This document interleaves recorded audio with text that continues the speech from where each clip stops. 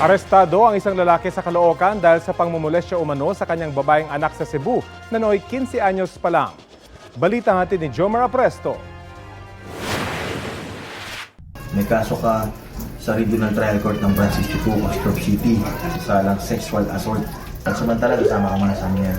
Bitbit ang warrant of arrest, hinuli ng mga tauhan ng Barbosa Police Station ang lalaking ito sa Caloocan City. Yan ay matapos niya umanong molestyahin ang kanyang 15 anyos na anak na babae sa Cebu noong 2023. Lasing siya, may pinasok siyang kwarto, akala niya daw yung pinasok niya is kwarto nila, and then niyakap niya yung tao sa loob. Yung pala anak niya.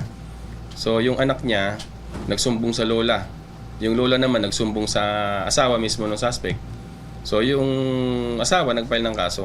Agad daw nagtago sa bahagi ng Sampaloc, Maynila ang akusado at namasukan bilang tindero. Tumagal ng isang linggo ang surveillance ng mga otoridad hanggang sa tuluyan na siyang maaresto sa isang gusali sa Bagumbong, Caloocan. Ayon sa 43 anyos na akusado, isang taon na umano siyang hindi pinagbibigyan makipagtalik ng kanyang misis, kaya niya nagawa ang krimen. Siguro po ganun mangyayari po, ganun po. Mahiyaka pero na galaw po, hindi po. Siguro may bahagi rin na nasagi kung na hindi ko masailan. Humingi siya ng tawad sa kanyang pamilya. Nakakausap niya rin daw ang kanyang pamilya at nagpapadala siya ng sustento sa kanila. Sa ngayon ay mananatili sa kustodiya ng Barbosa Police Station ang akusado habang hinihintay ang commitment order ng korte.